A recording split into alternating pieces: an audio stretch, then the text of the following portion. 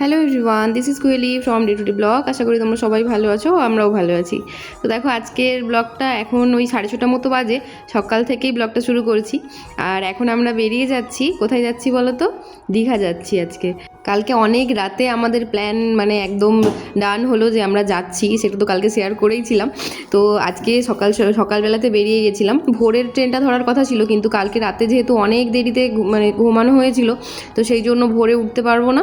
তো সেই জন্য আমরা 7টার ট্রেনটা পাঁশকুড়া থেকে ধরবো। তো ওই জন্য বাড়ি থেকে 6:30টায় বেরিয়ে যাচ্ছি। মোটামুটি 15 মিনিটের মধ্যে স্টেশনে পৌঁছে যাব। আর কিছুক্ষণ পর তো 7টাতে ট্রেন আমরা ধরে নেব। তো এই তাড়াহুড়োর মধ্যে কি হয়েছে, আমরা বেরিয়েছি আর রাকেশের জন্য কোনো কিছুই নেওয়া হয়নি। মানে ও যেটা পরে এসেছে শুধুমাত্র ওটাই না নিয়েছি। ওর কোনো এক্সট্রা জামা না নিয়েছি, এক্সট্রা কোনো প্যান্ট না নিয়েছি, হাফ প্যান্ট না নিয়েছি, কোনো গেঞ্জি কিচ্ছু নেওয়া হয়নি। মানে শুধুমাত্র আমি আমারটা গুছিয়েছিলাম আর ভেবেছিলাম যে ওকে পরে ডাকবো, তারপর ওর ড্রেসগুলো গুছিয়ে নেবে। তো সেরকমভাবে আর কিছুই হয়নি। মোটামুটি ও যেটা পরে এসেছে ওটা পরেই ওকে থাকতে হবে, যে একদিনের জন্যই যাচ্ছি আমরা। আর দেখো কথা বলতে বলতে আমরা পাঁশকুড়া স্টেশন পৌঁছে গেছি। তো আমাদেরকে আর বেশিটা যেতে হবে না, এই আর একটু গিয়েই আমাদের নামিয়ে দেবে। তারপর আমরা এই রেল লাইনটার মধ্যে দিয়েই চলে যাব। আর ভাই অনলাইনে টিকিট করে নিয়েছে, তো সেই জন্য আমাদেরকে আর ওই টিকিট কাউন্টার হয়ে যেতে হবে না। সত্যি বলতে এরকমভাবে রেল লাইনের ওপর দিয়ে ক্রস করতে না আমার ভীষণ ভয়ই লাগে। আমি যে এইভাবে মানে অনেকবার ক্রস করেছি তেমনটা নয়, এটা হয়তো আমার দ্বিতীয়বার হবে। কারণ আমি একদমই ট্রেন সম্বন্ধে কাঁচা, কিছু বুঝিও না, জানিও না, কারোর সাথে আসি আর কারোর সাথে যাই। তো যাই হোক, এদিক দিয়ে আমরা যাচ্ছি এখন। আর রাকেশকে আমি সমস্ত ব্যাগগুলো ধরিয়ে দিয়েছি। আর দেখো এই যে দীঘা লোকালটা এখানে দাঁড়িয়েই আছে। তো ট্রেনটা ফাঁকাই ছিল, খুব যে তেমন ভিড় ছিল তা না। ওরা সবাই এগিয়ে গেছে, আমি এখানে সামনে দাঁড়িয়ে দাঁড়িয়ে ছবি তুলছিলাম, তাই আমি একটু পেছনে পড়ে গেছি, তাই একটু তাড়াতাড়ি করে হাঁটছি। এই দেখো পাঁশকুড়া জাংশন আমরা চলে এসেছি। আর একদম ফাঁকাই দেখো ট্রেনটা, তেমন একদম ভিড় নেই সকাল যেহেতু, সেই জন্য ফাঁকাই ট্রেনটা। প্রথমটাতে এই সাইডটাতেই বসেছিলাম, তারপর ভাই বলছে ওদিকে বসিস না, বাচ্চা নিয়ে অনেকটা ঠান্ডা লাগবে। সেজন্য আবার অপোজিট সাইডটাতে এলাম, যেহেতু এধারে একটা ওই ঘেরা টাইপের থাকে, সেই জন্য বাতাসটা অতটা আসে না, আটকে যায়। আর দেখো সবের মুখ চোখের অবস্থা। আমি আর যখন ভিডিও করবো একে, তখনই এই মুখের অঙ্গভঙ্গিগুলো করতে হয়। তো ওই জন্য মানে রাগও হয় ভীষণ, কি আর বলবো বলো।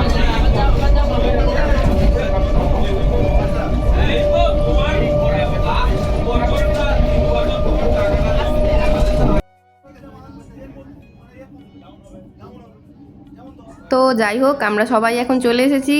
এই যে বাবি ভাই সবাই এখন পেছন দিকে বসে আছে, বাপি টাপি সবাই আছে। তো একটু মানে যে যার মতো রিল্যাক্স করে বসেছি, ফাঁকা যেহেতু। প্রথমটাতে একটু লোকজন ছিল, তারপর আস্তে আস্তে অনেকটা ফাঁকাই হয়ে গেছে। আর আমরা অনেকটা চলেও এসেছি, এখন প্রায় কাঁথি থেকে পেরিয়ে গেছি। তো আর কিছুক্ষণ পরেই আমরা দীঘা ঢুকবো, আর কয়েকটা স্টেশন পরেই। তো ট্রেনে করে আমার ফার্স্ট টাইম দীঘা, বেশ ভালোই লাগছে। আর দীঘার যে এই যে এধারের এই দিকের যে ভিউগুলো ভীষণ সুন্দর। মানে সাইডগুলো এইগুলো হয়তো ঝিল হবে, অনেক বড় বড়, আমি বুঝতে পারছি না ঠিক এগুলো ঝিল নাকি অন্য কিছু। ঝিলই হবে আই থিঙ্ক। ভীষণ সুন্দর ভিউটা। আর এত সুন্দর ভিউটা এনজয় করতে করতে আমরা ফাইনালি পৌঁছে গেলাম দীঘা স্টেশনে। তো দেখো আমরা দীঘা স্টেশন নেমে গেছি। আর এই যে আমাদের 7টার সময় যে লোকালটাতে আমরা পাঁশকুড়াতে উঠেছিলাম, ওটা এখানে 9:30 বা 9:34 এরকম টাইমে নামিয়েছে এখান থেকে। আর তার 5-7 মিনিট পরেই আবার এটা রিটার্ন যাবে পাঁশকুড়াতে। তো এই ট্রেনটাতে মানে যারা দীঘা থেকে ব্যাক করছে, তারা এই ট্রেনটাতেই সবাই মিলে ফিরে যাচ্ছে। তো দেখা যাক কালকে যখন ফিরবো তখন যদি এই ট্রেনটা ধরতে পারি তাহলে ভালো, না হলে পরের লোকালটা ধরতে হবে। তো তারপর দাঁড়িয়ে দাঁড়িয়ে বাপি, মা আর আমার বাবি মানে মেয়ের, ওদের একটা ভিডিও করছিলাম, ছবি তুলছিলাম। এই কিছুক্ষণ করলাম, তারপর দেখো ওই যে ট্রেনটার কথা বললাম, ট্রেনটাও ছেড়ে দিয়েছে কিন্তু সাথে সাথেই 5-7 মিনিটের মধ্যেই। তারপর আমরা এই যে স্টেশন থেকে এখন বেরোবো। কত লোক দেখো, কত লোকের ভিড় এখনও, যারা ফিরে যাচ্ছে, আবার যারা আজকে দীঘা আসছে, প্রচুর ভিড়। আজকে যেহেতু সানডে, মানে আমরা যেদিন দীঘা গেছিলাম সেদিন সানডে ছিল, তো সানডের জন্য অনেকটা পরিমাণেই ভিড় আছে। তো চলো বাইরে দেখা যাক। আমাদের তো রুম বুক আছে, মানে হোটেল বুক করা আছে। তো ওখান থেকে স্টেশন থেকে বলছিল যে সামনেই, তো কতটা যেতে হয় দেখি। জাহাজবাড়ির সামনেও বলেছিল। আর আমাদেরকে খিদেও পেয়ে গেছিলো অনেকটা, যেহেতু বাড়ি থেকে বেরিয়েছিলাম তাড়াহুড়োর মধ্যে। বাপি চা করেছে, চা মানে গ্যাসের মধ্যেই বসানো হয়েই রয়ে গেছিলো, আমরা আর মানে খাওয়ার সুযোগ হয়নি। সেই চা মতোই রয়ে গেছে ঘরে। তো এখানে এসে প্রথমেই দোকানে গেছিলাম, তো দোকানে গিয়ে এই যে ঘুগনি মুড়ি নিয়েছিলাম। ঘুগনিটা ভীষণ বাজে খেতে ছিল, বিশ্বাস করো, খিদে পেয়েছিল তাই খেয়েছিলাম, আর কিচ্ছু না। মানে কোনো স্বাদ নেই, শুধু মনে হচ্ছে আলু একদিকে, জল একদিকে আর মটর একদিকে, এইরকম ব্যাপার। আর একটু লঙ্কা গুঁড়ো, হলুদ গুঁড়ো দিয়ে দিয়েছে। তো তারপরে চা নিয়েছিলাম, আর আমরা একটা করে ডিম সিদ্ধ খেয়েছিলাম, আর বাবির জন্য নিয়েছিলাম এর পোচ। ও ডিম সেদ্ধ খেতে চাইলো না, তাই ডিমের পোচ নেওয়া হলো। তো যাই হোক, আমরা খাওয়া দাওয়া করার পর এখান দিয়ে এই যে বেরিয়ে গেছি এখন আমাদের হোটেলের দিকে। আর এখানে দেখো এই যে মাছ মাংসের দোকানগুলো, মানে ওদেরকে মাছ কিনে এনে দিলে, মাছ বা মাংস কিনে এনে দিলে ওরা রান্না করে দেয় সুন্দর। এই যে হোটেল তপবনে আমরা প্রথমে গিয়েছিলাম, তারপর কি হলো দেখো। মানে হোটেল তপবনে আমরা গেছিলাম, আমরা একটা এসি রুম বুক করেছিলাম। তো ওরা আমাদেরকে এসি রুমের জন্যই বলেছিল, যে এসি রুম আমাদেরকে যেগুলো দেখিয়েছিল সেগুলো এসি রুম। তার আপনার সাথে এটাই কথা হয়েছিল, আপনি কি বলেন আপনাকে যেরকম না ছেড়ে দেওয়ার কথা নয়। আমরা এত কথা বলি। তো ওদের মানে বিহেভিয়ার ভীষণ বাজে ছিল। এই যে হোটেল তপবন ভীষণ বাজে বিহেভিয়ার ছিল। তো ওনার সাথে কালকে রাতে যখন আমি কথা বলি, উনি আমাকে বললেন, দিদি এইটা এসি রুম, এই ওই, মানে আমাদেরকে যেটা দেখিয়েছিল সেটাও এসি রুমই দেখিয়েছিল। তারপর এখানে এসেছি, নন এসি তো দিয়েছে, তারপর দুটো বেড সেপারেট ছিল, আমরা একটাই রুম চেয়েছিলাম। আর উনি আমাদেরকে টাকা অবশ্য রিটার্ন করে দিয়েছেন। তো উনি বলছিলেন যে আপনার রুম নেবেন না ছেড়ে দেবেন। তো আমরা বললাম না, আমরা ছেড়ে দেবো, এইভাবে নেবো না। আপনি নাই বলতে পারতেন, আপনি তখন বলতেই পারতেন যে নন এসি, তো আপনি কেন একটা রুম দেখিয়ে আরেকটা দিলেন। তো আমরা সেই জন্য ছেড়ে দিয়েছিলাম, আর উনি আমাদেরকে টাকা রিটার্ন করে দিয়েছিলেন অবশ্য। তো ভুলবশত উনি অনেকটা টাকা দিচ্ছিলেন, মানে পুরো রুমের ভাড়াটাই দিয়ে দিচ্ছিলেন, কিন্তু আমাদের বুক ছিল 500 টাকা দিয়ে অ্যাডভান্স যে পেমেন্টটা করতে হয়, ওই 500 টাকাই পেমেন্ট করা ছিল, কিন্তু উনি আমাদেরকে প্রায় 2500 টাকা দিচ্ছিলেন। তো জানি না ওনার ভুল বা নাকি বা অন্য কোনো কারণে উনি ভুলবশত করেছিলেন। তো যাই হোক, তো তারপর আমরা টাকাটা নিইনি, তার আগেই ওনাকে বললাম যে আপনি কত দিচ্ছেন একবার চেক করুন, আমাদের এত টাকা পেমেন্ট করা ছিল না। তো তারপর উনি দেখে আবার বললেন যে ঠিক আছে তাহলে, মানে ওনারই মিস্টেক বললেন উনি। তো যাই হোক, উনি টাকাটা আবার নিয়ে আমাদের যে 500 টাকা দেওয়া ছিল ওটা আবার আমাদেরকে রিটার্ন করে দিয়েছিল। তো তারপর আমরা বেরিয়ে গেছিলাম অন্য আরেকটা রুম খুঁজতে। এবারে তাড়াহুড়োর মধ্যে তো আর তেমনভাবে রুম পাওয়া যায় না। এখানে একদম স্টেশনেরই সামনে একটা রুম আছে, মানে সেটা একদমই রুম বললে ভুল হবে, ওগুলো সেই লোকের বাড়িতেই, বাড়ির মধ্যেই ওনারা গেস্ট হাউস মতো বানিয়ে রেখেছেন। তো ছোট ছোট দুটো আলাদা আলাদা রুম নিয়ে আমরা ওখান থেকে আবার ব্যাক করে আসি স্টেশনের দিকে। তো স্টেশনের দিকে এসে আমরা আরও একটা রুম নিই। তো রুমটা যে ছোটোখাটোর মধ্যে, মানে টাকা ওয়াইজ ভালোই ছিল। হ্যাঁ, রুমগুলো একটু ছোট ছিল, তবে সুন্দর, পরিষ্কার পরিচ্ছন্ন। এই যে এই দেখো, এখানে এই যে রেল কোয়ার্টারটা যেখানটাতে আছে, স্টেশন থেকে সোজা বেরিয়ে আসলেই দেখা যাবে এখানে যে বড় রেল কোয়ার্টার থেকে এই দিকটাতে সোজা যে পিচ রাস্তাটা চলে গেছে, পিচ রাস্তা থেকে গেলে একদম সোজা। রুম খুঁজতে গেছিলো ভাই আর রাকেশ, তো রুম পাওয়া গেছে। তো আমরা এখন ওদিকেই যাচ্ছি, একদম স্টেশনের সামনে। তো বিচটা একটু দূরে হয়ে গেল এখান থেকে, একটু দূর মানে ওই 5-7 মিনিট হাঁটতে হবে।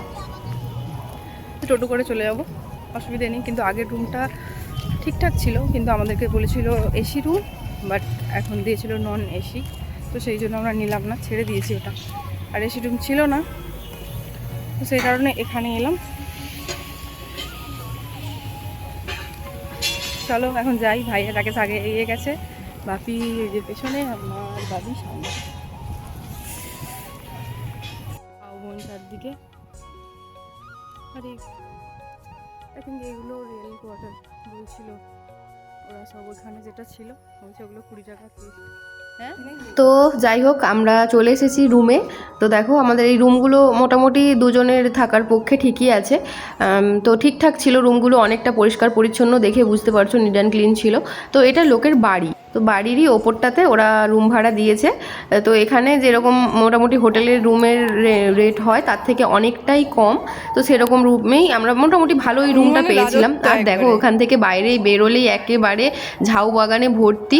আর এখানে কত হনুমান দেখো, মানে কতগুলো গাছের ওপরে আছে, কতগুলো নিচে আছে, একবারে ভর্তি চারিদিকে হনুমানের একদম ভরা। তবে যেহেতু এখানে ঝাউবন, তো ভীষণ সুন্দর ভিউটা ছিল। চলো চলো।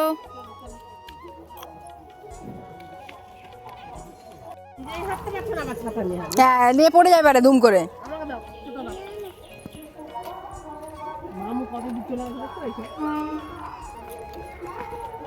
ভাবিকে দেখো, একটা ছাতা নিয়েছে আর নিজে হাঁটতে পারছে না। তো আগের দিকে এখানে না ওই সিমেন্টের ভাঙাগুলো ছিল, ভয়ও লাগছিল, আর ও ছাড়ছেও না ছাতাটা।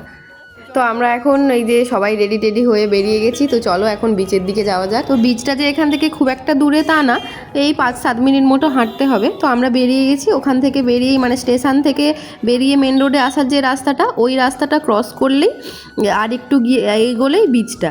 তো দেখো আমরা এসে প্রথমেই এখানে মানে গরম গরমও লাগছিল, আর এসেই প্রথমে হচ্ছে যে কুলফি খাবো বলে একটা কুলফির দোকানে এসেছিলাম। প্রথমে একটা কুলফি আইসক্রিম খেয়েছিলাম, তারপর এই যে বিচের দিকে এগিয়ে যাচ্ছি। আজকে যেহেতু রবিবার, তো সেই কারণে প্রচুর ভিড় ছিল চারিদিকে। আমি বোধহয় এই প্রথমবার দীঘাতে এসে থেকেছি, মানে এর আগে এসেছিলাম তখন ছিলাম তাজপুরে ছিলাম, আর একবার দীঘা এসেছিলাম পটাশপুর থেকে গাড়ি ভাড়া করে, তো সেখান থেকে এসেছিলাম। মানে দীঘাতে এসে থাকা মানে রাত কাটানো আমার এই ফার্স্ট টাইম লাইফে।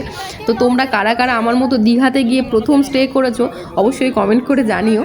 আর দেখো আমরা যখন গেছিলাম দুপুরবেলাতে, মানে ওই 11:30-12টার দিক করে আমরা গেছিলাম, তো প্রচণ্ড পরিমাণে মানে জল সমুদ্র উত্তাল ছিল, তো জোয়ার চলে এসেছিলো। তো সেই জন্য কেউ কাউকেই স্নান করতে নামতে দিচ্ছিল না, চারিদিকে প্রচুর পুলিশ প্রশাসন ছিল। এরই মধ্যে কয়েকজন মানে ড্রিঙ্ক করে তারা তো কিচ্ছু মানছিল না, তারা নেমে গেছিলো। তো তাদেরকে মানে পুলিশ বাড়িয়েছেও, মানে রুল যে ডাং হয়, তো রুল ডাং দিয়ে বাড়িয়েছে, তারপর সেগুলোকে অ্যারেস্ট করেও নিয়ে গেল কয়েকজনকে। তো যাই হোক সেই সব দেখতে দেখতে আমরা চলে এসেছি এই দিকটাতে এগিয়ে এগিয়ে, মানে অনেকটা রোদও ছিল, আর মা বাপি আর বাবি বসে আছে ওই সাইডে। ওদেরকে ওই দিকটাতে বসিয়ে আমি ভাই আর রাকেশ করে একটু এগিয়ে এসেছি, কারণ আগের দিকটাতে দেখছিলাম অনেকটা বেশি ভিড় হচ্ছিল দূরে। তো আমরা বুঝতে পারছিলাম না যে ওই সাইডটাতে এত ভিড় কেন, তো ওই ভিড় দেখার জন্যই আমরা আরও এগিয়ে এগিয়ে আসছিলাম। তো দেখো এই দিকে যত এগোচ্ছি ভিড় আর শেষ হচ্ছে না, প্রচুর লোক, কিছু কিছু লোক নেমেছে। ওই যে দূরে দেখতে পাচ্ছ না, ওইখানটাতে একটু মানে নিচু মতো আছে, তো ওই জায়গাটাতে নামতে দিচ্ছে, তবে বেশি দূরে যেতে দিচ্ছে না। আর সমস্ত এখানে যে অ্যাক্টিভিটিগুলো করে আর কি, বানানা রাইড বলো বা এমনি যে রাইডগুলো হয়, সেই রাইডগুলো এখন বন্ধ আছে। তো আমরা ওখানে জিজ্ঞাসা করলাম অফিসে, তো ওরা বললো যে 2:30টার সময় ভাটা আসবে আর কি, ভাটা হবে। তো সেই সময় পর্যন্ত আমরা এখানে ছিলাম প্রায় ওই 2-2:30 পর্যন্ত। তো যেইমাত্র ভাটাটা হতে শুরু করেছে, এখন দেখো প্রায় ভাটা আসার সময়ই চলে এসেছে, আর প্রচুর লোকজন সামনের দিকে চলে আসছে। তারপর যে রাইডগুলো হচ্ছিল ওখানে, তো সেই রাইডগুলো শুরু হবে বলে সমস্ত লোকজন রেডি হচ্ছিল। আর এখানে লোকগুলো কেমনভাবে ঢেউ খাচ্ছিল দেখো, ওই দেখো দূরে একটা কত বড় ঢেউ আসছে, আর এই লোকগুলো কেমন লাফাচ্ছে দেখো। তো এটা ভীষণ এনজয়ের একটা ব্যাপার ছিল। কিন্তু আমরা যেই সময়টাতে গিয়েছিলাম সেই সময় যেহেতু মানে একদম ভরপুর ওয়েদার ছিল, মানে জল ছিল, তো সেই জন্য আর আমরা নামতে পারিনি, ইচ্ছে থাকলেও স্নান করা হয়নি। তারপর পেয়ে গেছিলো আমাদেরকে ভীষণ খিদে, যেহেতু 2-2:30 পর্যন্ত বেজে গেছিলো। তো আমরা এখন চলে এসেছিলাম একটা হোটেলে। তো ওরা রাস্তা থেকেই ডাকছিল যে এদিকে ভালো হোটেল, খাওয়ার দাওয়ার এই ওই করে বলছিল। তো এসে তো আমরা দেখলাম যে খাওয়ারের কি ছিরি, মানে ওরা একরকম বলছে আর একরকম খাবার দিচ্ছে। তো প্রথমত আমরা এসে দেখো কতক্ষণ বসিয়ে রেখেছে আমাদেরকে। তো ওরা বলছিল যে গেলেই একদম সব কিছু রেডি আছে, দেওয়া হবে। আর আমরা এখানে যেহেতু হোটেলে মাছ বা মাংস কত দিনের কি হবে, তো সেই জন্য আমরা কিছু নিইনি। আমরা এখানে প্লেন সবজি ভাত নিয়েছিলাম, আর নিয়েছিলাম সবাই একটা করে অমলেট, যেটা আমার ভিডিও ক্যাপচার করা হয়নি। তো দেখো প্লেটগুলো যেগুলো দিচ্ছে, মানে খাওয়ার দাওয়ারের কোয়ান্টিটিগুলো দেখো, শুধু ভাতটাই শুধু দিয়েছে। আর এই যে তরকারি যে কি দিয়েছে ভগবানই জানে, এই আলু পটলের একটা চচ্চড়ি, কোনো একটা স্বাদ টাদ কিচ্ছু নেই। আর এই 2 পিস করে ওই ব্যাডমিন্টন যে পাঁপড়গুলো হয় সেগুলো দিয়েছে। আর এদিকে বাবিকে দেখো হাত ধুতে গেছিলো, হাত ধুয়ে এসে সেই আবার হাতটাকে নোংরা করলো, সেখান থেকে কিছুতেই আসবে না। তো এই যে দেখো, এই যে ডাল দিয়েছে, একটা আলু পটলের কি একটা তরকারি মতো দিয়েছে, আর একটা একটা ঘন্ট দিয়েছে, আর আলু উচ্ছে ভাজা, এই হচ্ছে যে ওদের সবজি। ওরা যখন আমাদেরকে ডাকছিল, যে বিশাল করে বলছিল যে ডাল থাকবে, একটা ভাজা থাকবে, 2 রকম তরকারি, চাটনি, পাঁপড় সব থাকবে, দিয়ে চলুন ভীষণ ভালো রকম এই সেই বলে শুনিয়ে নিয়ে এলো। দিয়ে তো মানে দেখেই মাথা গরম হয়ে গেছিলো ওদের খাবার দাবারের চিড়ি দেখে। তো এর সাথে আমরা একটা করে অমলেট অ্যাড করেছিলাম। তো যাই হোক, ওখান থেকে বেরিয়ে আসার পর খাওয়া দাওয়া করে ফেরার সময় আমরা এখান থেকে দেখো সবার জন্য এখানে আমুলের দই নিচ্ছিলাম। তো চলো তাহলে আজকের ব্লগটা এখানেই শেষ করছি। বিকেলে ঘুরতে বেরোবো আবার, অবশ্যই শেয়ার করবো সেটা নেক্সট ভিডিওতে। এই ভিডিওটাতে যদি কিছু ভালো লেগে থাকে তাহলে লাইক কমেন্ট শেয়ার করো, আর তোমাদের দীঘার এক্সপিরিয়েন্স কেমন জানাতে ভুলো না। এখনের মতো টাটা, দেখা হচ্ছে নেক্সট ভিডিওতে।